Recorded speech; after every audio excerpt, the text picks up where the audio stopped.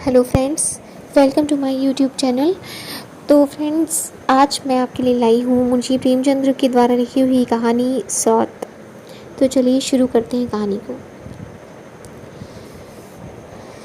जब रज़िया के 2-3 बच्चे होकर मर गए और उम्र ढल चली तो रामू का प्रेम उससे कुछ कम होने लगा और दूसरे ब्याह की धुन सवार हुई। आए दिन रज़िया से बकझक होने लगी। रामू एक ना एक बहाना खोजकर रज़िया पर बिगड़ता और उसे मारता और अंत को वह नई स्त्री ले ही आया। इसका नाम था दासी। चंपई रंग था, बड़ी बड़ी आँखें, जवानी की उम्र, पीली कुंशागी रजिया। भला इस नवयौवना के सामने क्या जांचती। फिर भी वह जाते हुए स्वामित्व को जितने दिन हो सके अपने अधिकार में रखना चाहती थी। तिगड़ते हुए छप्पर को थूनियों से संभालने की चेष्टा कर रही थी। इस घर को उसने मर कर बनाया है, उसे सहज ही में नहीं छोड़ सकती। वह इतनी बेसमझ नहीं है कि घर छोड़कर चली जाए और दासी राज करे। एक दिन रज़िया ने रामू से कहा, मेरे पास साड़ी नहीं है, लाकर दे दो। रामू उसके एक दिन पहले दासी के लिए अच्छी सी चुंदरी लाया था। रज़िया की मांग सुनकर बोला, मेरे पास अभी रुपया नहीं था। रज़िया को साड़ी की उतनी चाह न थी जितनी रामू और दसिया के आनंद में विघ्न डालने की। बोली, रुपए नहीं थे तो कल अपनी चहेती के लिए चुंदरी क्यों लाए? चुंदरी के बदले उसी दाम में 2 साड़ियाँ लाते तो एक मेरे काम ना आ जाती। रामू ने स्वेच्छा भाव से कहा, मेरी इच्छा, जो चाहूँगा करूँगा, तू बोलने वाली कौन है? अभी उसके खाने खेलने के दिन है। तू चाहती है उसे अभी से नोन तेल की चिंता में डाल दूँ? यह मुझसे ना होगा। तुझे ओढ़ने पहनने की साध है तो काम कर। भगवान ने क्या हाथ पैर नहीं दिए?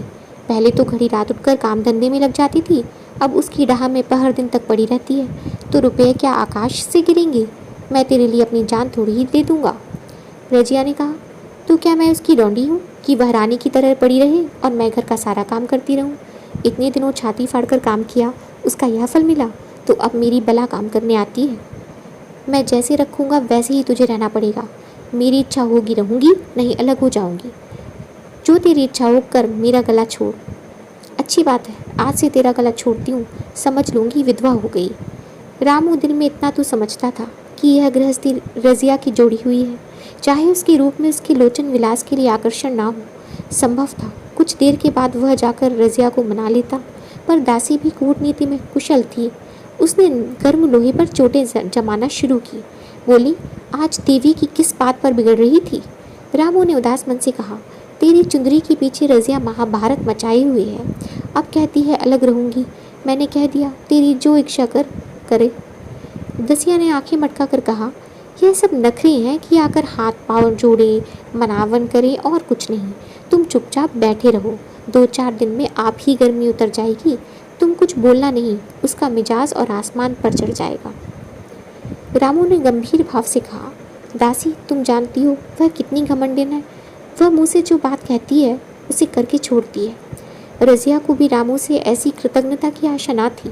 वह जब पहले की सी सुंदर नहीं, इसीलिए रामू को अब उससे प्रेम नहीं।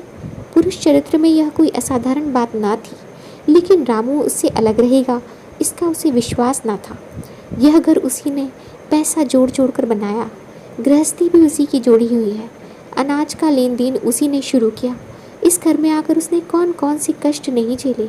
इसीलिए तो कि पौरुख थक जाने पर एक टुकड़ा चैन से खाएगी और पड़ी रहेगी, और आज वह इतनी निर्दयता से दूध की मक्खी की तरह निकाल कर फेंक दी गई। रामू ने इतना भी नहीं कहा, तू अलग नहीं रहने जाएगी। मैं अब खुद मर जाऊंगा या तुझे मार डालूंगा, पर तुझे अलग ना होने दूंगा। तुझसे मेरा ब्याह हुआ है, हंसी ठट्टा नहीं। तू जब रामू को उसकी परवाह नहीं, तो वह रामू को क्यों परवाह करे? क्या सभी स्त्रियों के पुरुष बैठे होते हैं?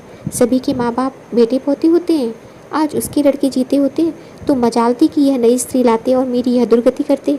इस निर्दयी को मेरे ऊपर इतनी भी दया ना आई। नारी हृदय की सारी परवशता इस अत्याचार से विद्रोह करने लगी। वही आग जो मोटी लकड़ी को स्पर्श भी नहीं कर सकती, फूस को जलाकर भस्म कर देती है। दूसरे दिन रज़िया एक दूसरे गांव में चली गई। उसने अपने साथ कुछ ना लिया। जो साड़ी उसकी देह पर थी वही उसकी सारी संपत्ति थी। विधाता ने उसके बालकों को पहले ही छीन लिया था, आज घर भी छीन लिया। रामू उस समय दासी के साथ बैठा हुआ आमोद विनोद कर रहा था। रज़िया को जाते देखकर शायद वह समझ ना सका कि वह चली जा रही है। रज़िया ने यही समझा। इस तरह तोरों की भांति वह जाना भी नहीं चाहती थी। वह दासी को, उसके पति को और उसके सारे गांव को दिखा देना चाहती थी कि वह इस घर से ढेली की भी चीज़ नहीं ले जा रही। गांव वालों की दृष्टि में रामू का अपमान करना ही उसका लक्ष्य था। उसके चुपचाप चले जाने से तो कुछ भी ना होगा। रामू उल्टा सबसे कहेगा, रज़िया घर की सारी संपदा उठा ले गई। उसने रामू को पुकार कर कहा, संभालो अपना घर, मैं जाती हूँ। तुम्हारे घर की कोई भी चीज़ अपने साथ नहीं ले जाती। रामू एक क्षण के लिए कर्तव्य भ्रष्ट हो गया। क्या कहे, उसकी समझ में नहीं आया। उसे आशा ना थी कि वह यूं जाएगी। उसने सोचा था जब वह घर ढोकर ले जाने लगेगी तब वह गांव वालों को दिखाकर उनकी सहानुभूति प्राप्त करेगा। अब क्या करे? रसिया बोली, जाकर गांव में ढिढोरा पीट आओ, यहाँ किसी का डर नहीं है। तू अपने घर से लाई ही क्या थी जो कुछ लेकर जाएगी? रजिया ने उसके मुंह न लगकर रामू से ही कहा, सुनते हो अपनी चहेती की बातें? फिर भी मुंह नहीं खुलता। मैं तो जाती हूँ, लेकिन दस्सो रानी, तुम भी बहुत दिन तक राज ना करोगी। ईश्वर के दरबार में अन्याय नहीं फलता। वह बड़े बड़े घमंडियों का घमंड चूर कर देते हैं। दसिया ठट्ठा मारकर हंसी, पर रामू ने सिर झुका लिया। रजिया चली गई। रजिया जिस नए गांव में आई थी वह रामू के गांव से ही मिला ही हुआ था, अतएव यहाँ के लोग उससे परिचित थे। वह कैसी कुशल गृहिणी है, कैसी मेहनती, कैसे बात की सच्ची। यहाँ यह बात किसी से छिपी ना थी। रजिया को मजूरी मिलने में कोई बाधा ना हुई। जो एक लेकर दो का काम करे, उसे काम की क्या कमी। 3 साल एक रजिया ने कैसे काटे, कैसे एक नई गृहस्थी बनाई, कैसे खेती शुरू की, इसका बयान करने बैठे तो पोथी हो जाए। संचय के जितने मंत्र हैं, जितने साधन हैं, वे रजिया को खूब मालूम थे। फिर अब उसे लाग हो गई थी, और लाग में आदमी की शक्ति का वारा पार नहीं रहता। गांव वाले उसका परिश्रम देखकर दांतों उंगली दबाते थे। वह रामू को दिखा देना चाहती है, मैं तुमसे अलग होकर भी आराम से रह सकती हूँ। अब वह पराधीन नारी नहीं है, अपनी कमाई खाती है। रजिया के पास बैलों की एक अच्छी जोड़ी है। रजिया उन्हें केवल खरी भूसी देकर नहीं रह जाती, रोज़ 2-2 रोटियां भी खिलाती है, फिर उन्हें घंटों सहलाती। कभी कभी उनके कंधों पर सर रख कर रोती है और कहती है, अब बेटे हो, पति हो तो तुम ही हो, मेरी जाल अब जब तुम्हारे साथ है। दोनों बैल शायद रजिया की भाषा और भाव समझते हैं। वे मनुष्य नहीं, बैल हैं। दोनों सर नीचा करके रजिया का हाथ चाटकर उसे आश्वासन देते हैं। वे उसे देखते ही कितने प्रेम से उसकी ओर ताकते लगते हैं, कितने हर्ष से कंधा झुलाकर पर जुबा रख पाते हैं, और कैसा जी तोड़ काम करते हैं यह वे लोग समझ सकते हैं जिन्होंने बैलों की सेवा की है और उनके हृदय को अपनाया है। रजिया इस गांव की चौधराइन है। उसकी बुद्धि जो पहले नित्य आधार खोजती रहती थी और स्वच्छंद रूप से अपना विकास ना कर सकती थी, अब छाया से निकलकर प्रौढ़ और उन्नत हो गई है। एक दिन रजिया घर लौटी तो एक आदमी ने कहा, तुमने नहीं सुना चौधराइन, रामू तो बहुत बीमार है, सुना 10 लंघन हो गए हैं। रजिया ने उदासीनता से कहा, जूड़ी है क्या? जूड़ी नहीं, कोई दूसरा रोग है, बाहर खाट पर पड़ा रहा है। मैंने पूछा, कैसा जी है रामू? तो रोने लगा, बुरा हाल है, घर में एक पैसा भी नहीं कि दवा दारू करे। दसिया की एक लड़का हुआ है, वह तो पहले भी काम धंधा ना करती थी और अब तो लड़कोरी है, कैसे काम करने आए। सारी मार रामू के सर जाती है। फिर गहने चाहिए, नई दुल्हन यूँ कैसे रहे। रजिया ने घर में जाते हुए कहा, जो जैसा करेगा आप भोगेगा, लेकिन अंदर उसका जी न लगा। वह एक क्षण में फिर बाहर आई। शायद उस आदमी से कुछ पूछना चाहती थी, और इस अंदाज से पूछना चाहती थी मानो उसे कुछ परवाह ना हो, पर वह आदमी चला गया था। रजिया ने पूर्व पश्चिम जा कर देखा, वो कहीं नहीं मिला। तब रजिया द्वार के चौखट पर बैठ गई। इसी वे शब्द याद आए जो उसने 3 साल पहले रामू के घर से चलते समय कहे थे। उस वक्त जलन में उसने वह श्राप दिया था। अब वह जलन ना थी, समय ने उसे बहुत कुछ शांत कर दिया था। रामू और दासी की हीनावस्था अब ईर्ष्या की योग्य नहीं, दया की योग्य थी। उसने सोचा, रामू को 10 लंघन हो गए हैं तो अवश्य ही उसकी दशा अच्छी ना होगी। कुछ ऐसा मोटा ताजा तो पहले भी ना था, 10 लंघन ने तो बिल्कुल ही घुला डाला होगा।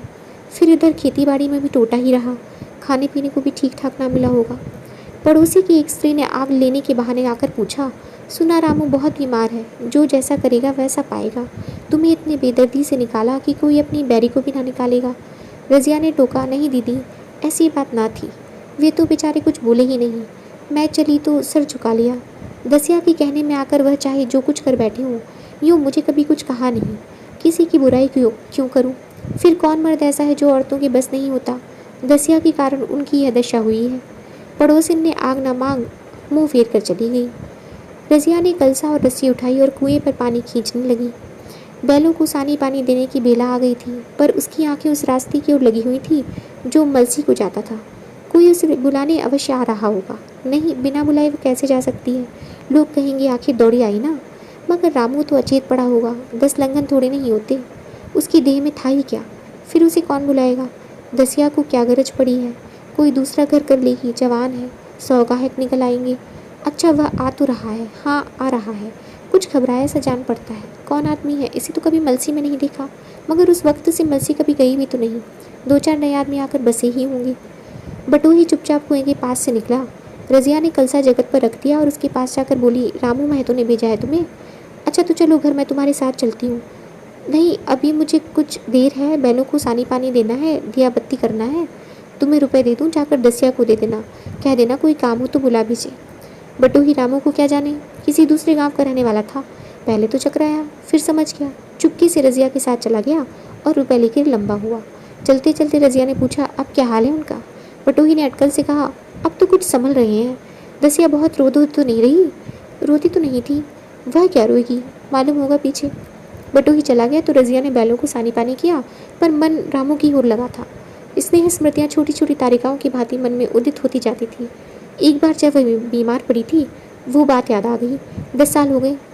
वह कैसे रात दिन उसके सिरहाने बैठा रहता था, खाना पीना तक भूल गया था। उसके मन में आया, क्यों ना चलकर देखी आवे।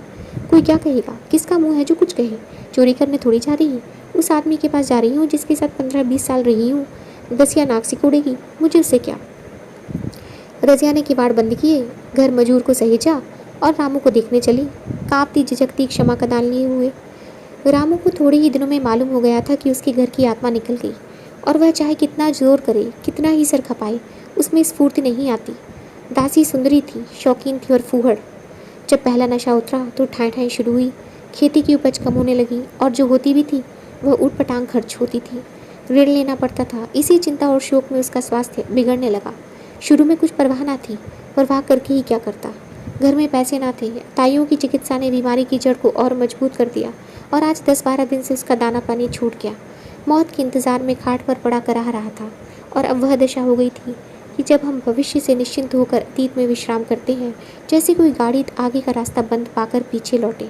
रज़िया को याद करके वह बार बार रोता और दासी को कोसता, तेरे ही कारण मैंने उसे घर से निकाला। वह क्या गई, लक्ष्मी चली गई। मैं जानता हूँ अब भी बुलाऊँ तो दौड़ी चली आएगी, लेकिन बुलाऊँ किस मुँह से। एक बार वह आ जाती और उससे अपने अपराध का क्षमा मांग लेता, फिर मैं खुशी से मरता, और लालसा नहीं।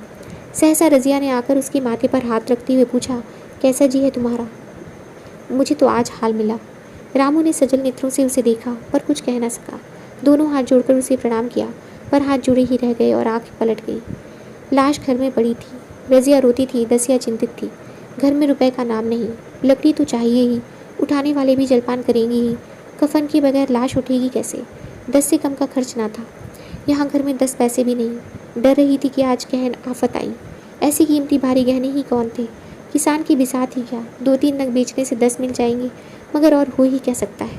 उसने चौधरी के लड़के को बुलाकर कहा, देवर जी, यह बेड़ा कैसे पार लगे? गांव में कोई ढेले का भी विश्वास करने वाला नहीं। मेरे गहने हैं, चौधरी से कहो इन्हें गिरो रखकर आज का काम चलाए, फिर भगवान मालिक है। रज़िया से क्यों नहीं मांग लेती? सहसा रज़िया आंखें पोंछती हुई आ निकली। कान में भनक पड़ी, पूछा, क्या है जोखू, क्या सलाह कर रही हो? अब मिट्टी उठाओगे कि सलाह की बेला है? हाँ, उसी का सरंजाम कर रहा हूँ। रुपए पैसे तो यहाँ होंगे नहीं, बीमारी में खर्च हो गए होंगे। इस बेचारी को तो बीच में मझधार में लाकर छोड़ दिया।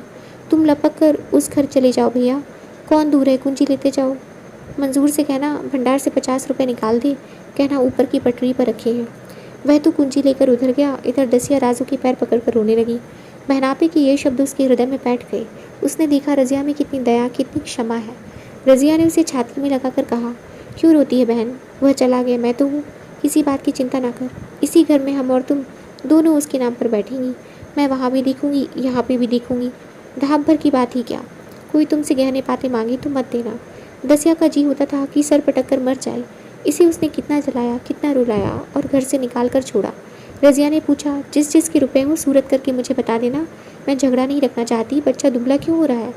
दसिया बोली, मेरे दूध होता ही नहीं। गाय जो तुम छोड़ गई थी वो मर गई, दूध नहीं पाता। राम राम, बेचारा मुरझा गया। मैं कल ही गाय लाऊंगी, सभी गृहस्थी उठा लाऊंगी। वहाँ क्या रखा है? लाश से उठी। रज़िया उसके साथ गई। दाह कर्म किया, भोज हुआ, कोई 200 रुपये खर्च हुए होंगे, किसी से मांगने ना पड़े। रज़िया के जौहर भी इस त्याग की आँच में निकल आए। विलासिनी सेवा की मूर्ति बन गई। आज रामू को मरे 7 साल हुए हैं। रज़िया घर संभाले हुए है। दसिया को वह सौत नहीं, बेटी समझती है। पहले उसे पहनाकर तब आप पहनती है, उसे खिलाकर आप खाती है। जो को पढ़ने जाता है, उसकी सगाई की बातचीत पक्की हो गई। इस जाति में बचपन में ही ब्याह हो जाता है। रज़िया ने कहा, बहन गहने बनवा कर क्या करूँगी? मेरे गहने तो धरे ही हैं। रज़िया ने कहा, नहीं री, उसके लिए नए गहने बनवाऊँगी। अभी तो मेरा हाथ चलता है। जब थक जाऊँ तो जो चाहे करना। तेरे अभी पहनने ओढ़ने के दिन है, तू अपने गहने रखने रहने दे। नायन ठकुर सुहाती करके बोली, आज जोगों के बाप होते तो कुछ और ही बात होती। रज़िया ने कहा, वे नहीं है तो मैं तो हूँ। वे जितना करती मैं उसका दुगना करूँगी। जब मैं मर जाऊँ तब कहना जोगों का बाप नहीं। ब्याह के दिन दसिया को रोते देखकर रज़िया ने कहा, बहू तुम क्यों रोती हो? अभी तो मैं जीती हूँ। घर तुम्हारा है, जैसे चाहे रहो। मुझे एक रोटी दे दो बस, और मुझे क्या करना है? मेरा आदमी मर गया, तुम्हारा तो अभी जीता है। दसिया ने उसकी गोद में सर रख दिया और खूब रोई। जीजी, तुम मेरी माता हो। तुम ना होती तो मैं किसके द्वार पर खड़ी होती? घर में तो चूहे लौटते थे, उनके राज में मुझे दुख ही दुख उठाने पड़े। सुहाग का सुख तो मुझे तुम्हारे राज में मिला। मैं दुख से नहीं रोती, रोती हूँ भगवान की दया पर कि कहाँ मैं और कहाँ यह खुशहाली। तो दोस्तों, ये थी कहानी सौत। अगर आपको ये कहानी अच्छी लगी हो तो प्लीज़ इसे लाइक और शेयर करना ना भूलें, एंड प्लीज़ मेरा चैनल सब्सक्राइब करें।